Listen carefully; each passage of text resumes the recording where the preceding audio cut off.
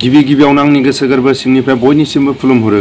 आंनि चेनेलनि नायगिरि गेदेरमा रायजो राजा गाव गावनि बेसेन गोसा समखौ जेरावखि थाया दसे सम खोनासंलाङोबा गासिबो खामानिखौ बुजिलांगोन आरो जों सानैनि गोसो गोरबोआवबो गोजोननाय मोनगोन। दिनै आंनि चेनेलावनो फंबाय आंनाव माखासे सोंथि सोंनो नागिरदों। दा आं फंबायखौ सोंनो थाखाय आङो खावलायबाय। खुलुमबाय रायजोफोर, गोदान बोसोरनि मुङाव गाहाम हामलायनाय बयनिबो जासिहरनाय जाबाय। आदाजों दंफैयो दाख्लैनिफ्रायनो, दासिमहालागैबो दङ। ओमफ्राय दा फंनैसो बेबायदिनो मैयानिफ्रायनो मोनसे एनडिएफबिनि जेंनानि सायाव, केसनि जेंनानि सायाव बि बोखांसा थैनानै थांदों होनना बुंदों। दा केसनि प्रेसाराव बिथाङा डिप्रेसन जानानै बेफोरबायदि सानब्रेनायजों बा माबानायजोंहाय गावनि बे डिप्रेसनाखौनो होनदों जोङो, बिनि सायावहाय बिथाङा बेबायदि जानानैनो केसनि थाखायनो थैदों होनना बुंदों। आदाया बिनि सायाव मा बिजिरनो सानो? दा फंबाया ससियेल मिडियाआव नुबाय थादों जों मैयानि जि जाब्रबथाय, जोङो बुंनांगोन बेखौ जाब्रबथाय नङा होमबा? सानस'नो हायैयाव जानाय। दा बेसेबां सैथो, सिङाव मा दं जों दिनै बुंस' हाया। दा जों ससियेल मिडियाफ्राव नुनाय बायदिब्ला जेरैबायदि केसनि दारै थैदों होननानै जों खोनानो मोन्दों। दा बेखौनो आं फिननाय होयो। जिखुनु जाया समाव जायफोर साफ्रोमबो एक्स एनडिएफबिनि केस गोनांफोर गावनि गोसोखौ मालाबाबो गुरै बा गोरलै ओरैनो माने सरासनस्रा बेसेबांबा हाग्रा बारियाव दावहा नांनानै फैबाय। जों दा गावनि आखाइजों, गावनि खुगाजों, गावनि मेगनजों जिखुनु जाया समाव जोङो बोरला बोरला केसखौ जों बिजिरनो हानाय जोंहा राहा दं। जों बर' हारिजों बयबो रायजो राजाफ्रा दिनैनि समाव जोंजों दंफायो। बिनि थाखायनो गोसोखौ इसेबां नार्भास खालामालासिनो, जेरै खेबनै खेबथाम हाजिर जायाबा वारेन्ट फैयो, बेफोरनि थाखाय लामा दं। उकिल हमनानै उकिला जाय बिथांनि जानानै जायफोर केस नांगोन बिथांमोना मालाबा समाव नुजाहैनो हायैखौ बिसोरो बेमार जादों, मालाबा न'खराव उसुबिदा, माखासे थाखा फैसानि जेंना, अनेक बायदिना उकिलफ्रा बुंनानै माखासे केसखौ माने बे वारेन्टखौ माने जामिन लाफिननानै सलासल खालामबाय थानो हायो आरो। दा वारेन्ट फैबानो दे जेल जानांगौ बेबो नङा।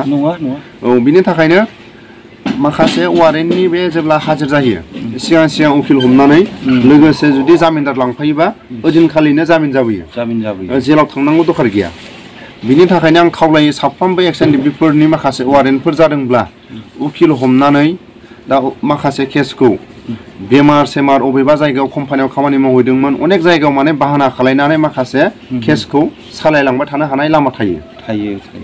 बिनि थाखायनो बेबायदि जाथायनिफ्राय जानगाराव थायोब्ला जेरैबायदि गावनि आगोमा जिउखौ बेसेबांबा दुखु दाहा खस्थ'खौ जेब्ला अरनबारि गेजेराव लाबोखांनो हाबाय, बिमा बिफानि बा जाथि खुरमानि रायजो राजाफोरनि दिनै लोगोआव दंफायो, बयनिबो अनसायनायाव दिनै दंफायो। बिनि थाखायनो गोसोफोरखौ बेबायदि नार्भास खालामनानै जाहाथे गाव गावनि आगोमा जिउफोरखौ बेबायदि सुइसाइड जायिया मोजां जायो होनना आं खावलायो। ओमफ्राय जों खोनानायावल'सो जों दा डिप्रेसन जानानै जोंना ब्रादारा थैनानै थांबाय होननानै जों मिथिदों। खिन्थु बिनि माबाफोर मोनसे आदाया सिं बा सोरनिफ्रायबा खबर लादों नामा जे ब्रादारा आं बिदिनि थाखाय केसनि थाखाय आं थैनानै थांदों होननानै? बेफोरबायदि माबा मोनसे फिननाय होलांदों नामा बिथाङा? दाथ' जों बेखौ एसेबां माने फनजों खबर लाहरनाय जायाखै। दा जों ससियेल मिडियाआव जुदि नुयोब्ला आरो माखासे समफ्राव जोंनि माबाफ्रा जायफोर एक्स एनडिएफबिनि बेकग्राउन्डआव जायफोर गादियाव थानाय बिथांमोना जेरैबायदि मालाबा समाव केसनि थारिखआव थांनांगौ समाव बादा होयो, दायनिगिरिया जोंनि दैदेनगिरिफोरखौसो बुंनांगोन आरो। जेरैबायदि दायनिगिरि होनना बुङोब्ला जाय मानसिया गाव हाजिर जाना फैबाय थादों, बेफोरबायदियाव खाथियाव थांनानै जेब्ला बुङो, ओमफ्राय जायफ्रा बेबायदि बुंदों माने थां होननाय लोगो लोगो नों गारि भारा हरनांगोन। दा बिथांमोना बैखौ मोजाङै बिजिरोबा बुजियो। नोंथांमोननि केसाव नोंसोर हाजिर जानो थांनांगौ होनना बुंबा अब्ला सार अननानै एसे गारि भारा हर। बादा होनाय माने गाव गारि भारा हरनो माने मा होनगोन बेखौ, गारि भारा माने हरनाङै।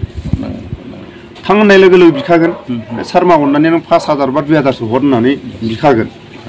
दा बादा होनाय माने बिथांमोना हरनो बानाय। जों बेखौ रायजो राजानि सिङाव जों मेसेजखौ होयोब्ला हयथ' गाज्रि जानाय नङा आरो। दा आं बेखौ आंनि चेनेलनि नायगिरि साफ्रोमबो एक्स एनडिएफबिफोरनि खाथियाव आं खावलायो। होनायनि थाखाय गुवारै बिजिरनानै मिथिहोनायनि थाखाय जोबोद साबायखर। लोगोसे आङो मोनसे कुइसन सोंबावनो सानदों आदा दा क'क्राझारावहाय बे ST नि खोथा लानानै दायावहाय दायो जोङो निउसफोराव जों नुनो मोनगासिनो दं बेनि ST नि बे गुबुनाव बोखारनानै लांनो नागिरनायनि सायाव नोंथाङा मा फोरमायो बेखौथ' जों सरासनस्रा नायोब्ला जोंनि बर' हारिनि गेदेर गोलावआथ' दिनै आबसु होननानै बुङोबा बयनिफ्राय बर' हारिनि गेजेराव गोरोंसिन बिथांमोना गावसोरखौ लेखा गोरोंसिन होनाबानो बर' हारिनि गेजेराव गावसोरखौ गोरोंसिन होनाबानो बिथांमोना दुखु मोनो आबसुनि बारगायै जुदि सोरबा गोरोंसिन दं होनना बुंबा बिथांमोना गाज्रि मोननो हागौ दा जोंनि बर' हारिनि आबसु आफाद थासेयावबो बै समाव जेब्ला जों उन्दै उन्दै जोनोमनि उनाव जोंनि बर' रायजो होननानै बुङोब्ला क'क्राझार दा बेबायदिनिफ्राय ST नि खथाखौ जेब्ला दिनै बोखारनो थाखाय दिनै लाहार फाहार लादों बिनिफ्राय देरसिन सोबख'जानाय जोंहा बर' हारिया मा दंबावो बिनिफ्राय जोंनि बर'फोरनि गोहोखौ लांनो हानाय लोगो लोगो बर'आ जिर' दिनै BTR नि बाहेरायाव लांनो नागिरदों BTR नि बाहेरायाव दिनै सोर दिनै मिसिंफोर दं दिउरिफोर दं अब्ला जों दिनै बर' हारिया बुंदों जोंनि ट्राइबेल हारिनि गेजेराव बिदा देरसिना जाहैबाय बर'फोर ट्राइबेलफोरनि देरसिन माने बिदा देरसिना जाहैबाय बर'फोर अब्ला जों बिदा देरसिना जुदि फंबायफोरनि जुदि माबायाव सालायनायाव थानांगौब्ला लाजिथावना बाथ्रा बेखौनो आं खावलायो BTR नि बाहेरायाव थानाय लोगो लोगो बर'फोरनि जनसंख्या बेसेबां दं बेखौ जों लाजिथावना आरो जों बुंनांगोन दिनैनि बे समाव जायफोर दिनै बेंगलखौ माखासे बुजाबनो नागिरदों दिनै बेंगलखौ BJP सरकारा लानो हायाखै बिनि थाखाय दिनै BJP सरकारा माबा मोनसे होफ्लानानै बेंगलखौ जुदि लानो हायोब्ला BJP सरकारा बे लाब नङा होमबा बिनि थाखायनो जोंनि बर' दैदेनगिरिफ्रा मा सानदों मा सानाखै आं बेखौ थोंजोङै नाहरोब्ला जोंनि दिनै प्रमद बर'आ बुङो सरकारा मालाबाबो हाया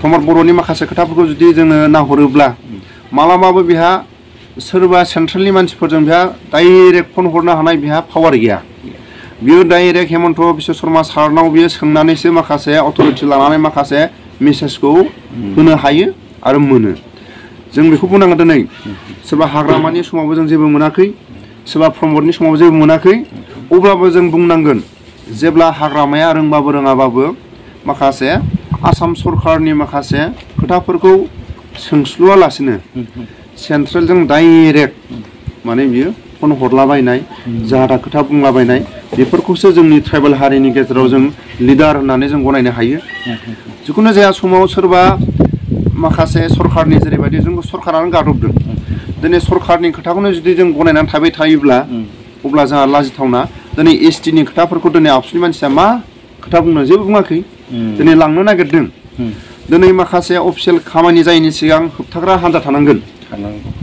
दिनै जों बुंनो हायो माखासे जायफोर राजनितिक हान्जायाव दैदेनगिरिफोर थायोना बिथांमोना सरकारनि गुन्दै जाग्रा आरो सरकारनि बिसोरो बारगा खामानि जेबो मावनो हाया आरो जाथिनि जेबो खामानि मावनो हाया रायजो राजाफोरनि खाथियाव समाजनि खामानिफोरखौ जिखुनु जाया गावनि हारिनि आफादफोरनि सायाव माखासे सोनारनानै थायो जुदि जोंनि आबसुआ जुदि सोरबा राजनितिखौसो नेनानै थाबायबा बा जोंनि हारिनि माखासे दैदेनगिरिफ्रा जुदि राजनितिक हान्जानि माखासे लामाखौसो नेदोंब्ला अब्लाथ' जोंनि हारिया जोबस्रांनाय लामायाव थाखागोन बिनि थाखायनो जों बारा बुङोब्ला हयथ' सोरनिबा नोजोराव बा सोरनिबा खोमायाव जोंनि बुंनाय सावरायनाया माने बारा जानो हागौ बिनि थाखायनो आङो रायजो राजाफोरनि खाथियाव आरो फंबायनि सोंलु आं फोरमायो जोंनि बर' हारिनि बै समाव जोनोमनि उनाव जों जेब्ला आं गुफुराव जोनोम जादों जोनोमनि उनाव जों जेब्ला बिमा बिफाया जेब्ला दाव अननानै जेब्ला जोंखौ माखासे खोथा रायलायनो माखासे जोंखौ गाव हारसिङै दुगैनो गावनि हारसिङै ड्रेस गाननो रोंनाय जोंखौ फोरोंबाय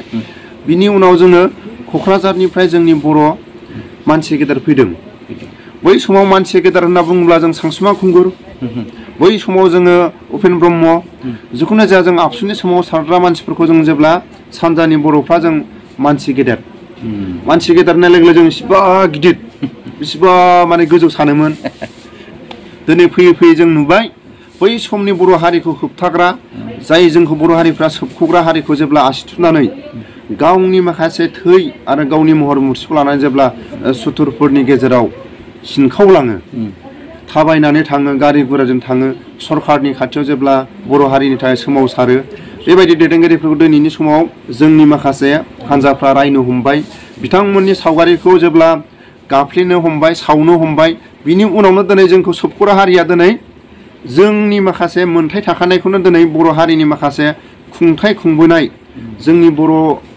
रायजो होनना बुङोबा क'क्राझार दा बेबायदि जायगायावनो जुदि जेनेरेल खालामना होयोब्ला बेनिफ्राय देरसिन आरो मा दंबावो बेखौनो आङो फंबायनि बे सोंलुआव आं फोरमायो रायजो राजानि खाथियाव आं बेखौनो फोरमायो। हामबायसै आदा गुवारै बिजिरनानै होनायजों लोगोसे रायजो राजानो फोरमायना होबाय ना। स' जोङो भिडिअखौ गोलाव खालामालासे बेखिनियावनो जोङो रायलायनायखौ जोङो फोजोबथ'नोसै। आंनि चेनेलनि नायगिरि फंबायाबो गावहा एक्सट्रा चेनेल दं दा बे फंबायनि चेनेलखौबो एसे हेफाजाब होयोबा मोजां जागोन मानो होनोब्ला फंबायनि जुदि चेनेलखौ नायोब्ला कालसारनि एक्सपिरियेन्स मोनगोन आरो जायफोर गाव गावनि माखासे बर' हारिनि गेजेराव मिलौ हालौ माखासे गावनि नाजानायफ्राव जेरै उन्दै गेदेर बोराय बुरिफोरखौ मालाबा समाव दुखु दाहा सम थानायफ्राव जेब्ला माखासे गावनि गोदै रावजों गान खनोब्ला मालाबा समाव सोरनिबा दुखुखौबो माखासे गावनि मिलौ हालौ गानफोरजों सोरखौबा रंजाखांनोबो होनो हायो। बेनि थाखायनो फंबाया सासे कालसारनिबो मानसि आरो गावहा चेनेलबो दं आरो गाव जोंनि बर' हारिनि मुंदांखा सासे सिंगारबो लोगोसे बेखौ मा होननांगोन राइडारबो। बिनि थाखायनो आङो आसा खालामो फंबाया नोंनि चेनेलनि माखासे नामखौ बुंना होयोबा साबसिन जायो। आंनि चेनेलनि मुङानो जादों SN26 राइडार लोगोसे मोनसे दंबावो SN बासाइ प्रडाक्सन। SN बासाइ प्रडाक्सनाव नोंथांमोना माखासे मिउजिक भिडिअ आरो आं रोजाबनाय मेथाइ माखासे MP3 सं अडिअ सर्ट भिडिअ बेफोरखौ नुलांबाय थागोन। आं दिहुनबाय थालांगोन सापर्ट खालामलांदो रायजोफोर आरो बे SN26 राइडाराव आङो बिदिनो गुबुन गुबुन दाब दाब जायगायाव थांनानै राइड खालामहैनानै जायगाखौ मोनसे एक्सप्लर खालामनाय जायगा देखायबायनाय आरो बिदिजों लोगोसे आरो बेनोसै खोनाखाबाय। दा आं जोबथारनायाव मोनसे फिसा मेसेज होबावो बेसेबांबा सम आर्मि पुलिसनि जोंनि सुथुरफोरनि जिबायदि नारसिननायाव जेब्ला हाग्रा बंग्रा थानानै गुबुन गुबुन रायजोआव थानानै जेब्ला देरहासार जाबोनो हादों दिनैनि समाव जों गावनो थांनानै गावनो टेबोलाव माखासे खोथाफोरखौ बुंनो हानाय गावनो जोंनि दायनिगिरि जोंखौ जायफोर दाय मावग्रा दायनिगिरि होननानै जायफोर नंखायफ्ला केस होनायफोरनि सायाव बिजिरनो थाखाय जेननानै थानाङा गावनि आगोमा जिउफोरखौ मालाबाबो सुइसाइड जानाङा हायोब्ला जायफोर जोंनि हारिनि गेजेराव जोंखौ गादबदों बिथांमोनखौ आसि थुनानै बुंनो हानाय बयबो बोलोफोरा गावनि आगोमा जिउफोरखौ बिमा बिफानि गावनि बिदा फंबायफोरनि माखासे मिजिंफोरखौ बेबायदि आसखान्दा खालायनानै जाहाथे आन्ज्रायलांनाङा बिनि थाखायनो जायफोर जाहाथा सुइसाइड जानायखौ रावबो बेबायदि गोसो गोरबोआव दासान बिनि थाखायनो आं खावलायो बयबो गोसोखौ गोरा जानानै था एक्सएन टिभिफोरनि खाथियाव आङो बयनिसिमबो खावलायहरो आंनि चेनेलनि नायगिरिफोरनि खाथियाव आं बेखौनो जों बेखिनि भिडिअखौ लाना फैदोंमोन बयनिसिमबो खुलुमनायजों लोगोसे भिडिअखौ दोनथ'नाय जाबाय।